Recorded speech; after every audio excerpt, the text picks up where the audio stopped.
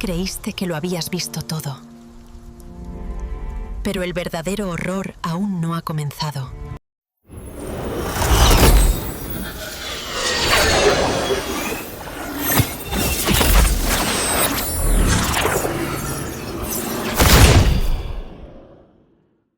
Iniciamos esta inversión profunda. Hoy nos metemos en un tema complejo, ¿no? Vamos a ver cómo se conectan la geopolítica, la desinformación en redes y, bueno, la economía sumergida de la trata de personas. Tenemos análisis que detallan estas conexiones y la idea es entender, pues, cómo los conflictos, las noticias que se hacen virales o los cambios económicos abren la puerta a la explotación. Es un poco como intentar montar un puzzle, ¿verdad? De esas realidades que no siempre se ven. La clave: nada está aislado. Exacto. Y para entender bien estos líos, hay que ver el sistema completo, ¿sabes? Cómo la inestabilidad en un sitio, pongamos un conflicto, pues genera vulnerabilidad. Migraciones forzadas, por ejemplo. Y esas personas vulnerables, pues son el objetivo de redes criminales.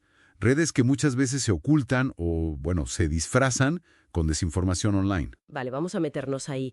El análisis habla de una policrisis global. Conflictos como Gaza, Sudán, Ucrania. No son solo, digamos, tragedias locales, que lo son, con un coste humano terrible, millones de desplazados. Pero el análisis sugiere que esta inestabilidad es como el motor, ¿no?, de la vulnerabilidad.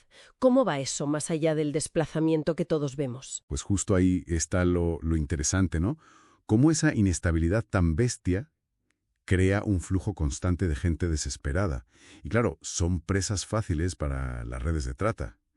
Piensa en Sudán, más de 12 millones de desplazados. Es una barbaridad. Pero es que además se suman otros cambios económicos, tecnológicos.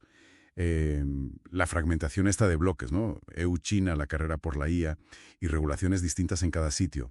Esta fragmentación, por ejemplo, no solo frena la economía, también puede crear, pues, bolsas de paro en algunos sectores o hacer más difícil que los países colaboren contra el crimen.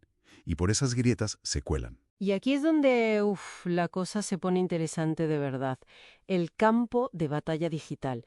No hablamos solo de estafas, que también, sino de cómo se controla el relato, ¿no? El análisis menciona, por ejemplo, la diferencia de cobertura que vemos aquí en Occidente entre, no sé, los combatientes en Gaza y los de Ucrania. A veces refleja sesgos geopolíticos, claro.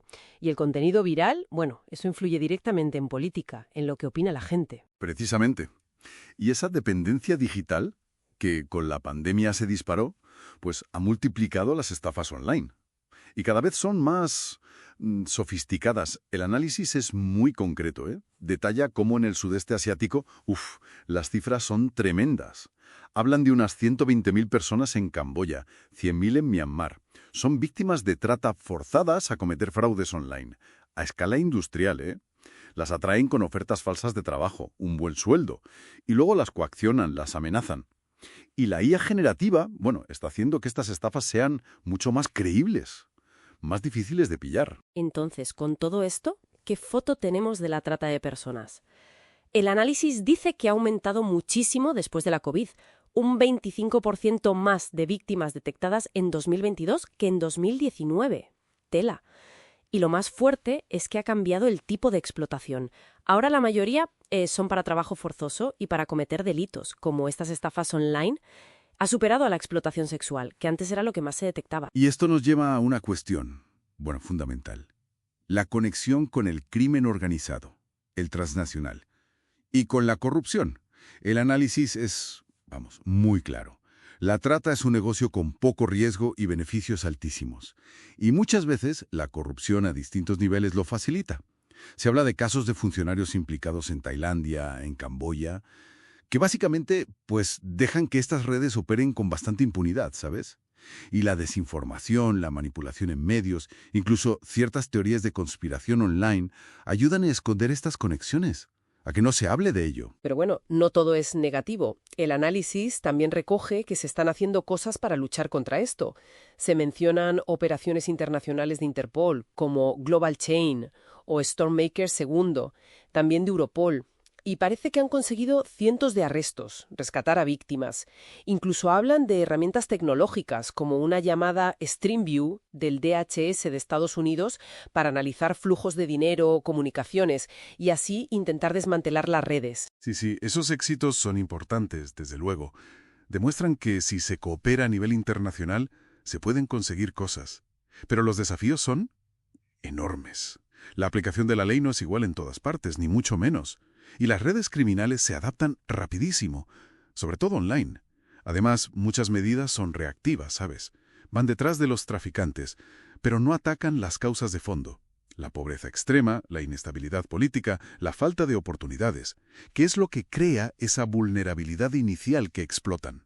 Entonces, si tuviéramos que sacar una conclusión clara de todo esto, sería que la geopolítica, lo digital y la explotación de personas no van por separado, no. Son como hilos de la misma red. Una red global, compleja. Y la inestabilidad en un sitio o una decisión política aquí puede acabar alimentando el crimen allí, de formas que ni nos imaginamos. Exacto. Y para darle una vuelta, ¿no? Pensando en esa conexión tan profunda que muestra el análisis, si las decisiones políticas o económicas que se toman hoy a nivel global tienen estas consecuencias tan complejas, ¿qué efectos dominó que ahora mismo no vemos podrían estar ya en marcha? ¿Cómo afectarán a estas economías sumergidas y sobre todo a la vida de la gente más vulnerable en el futuro cercano?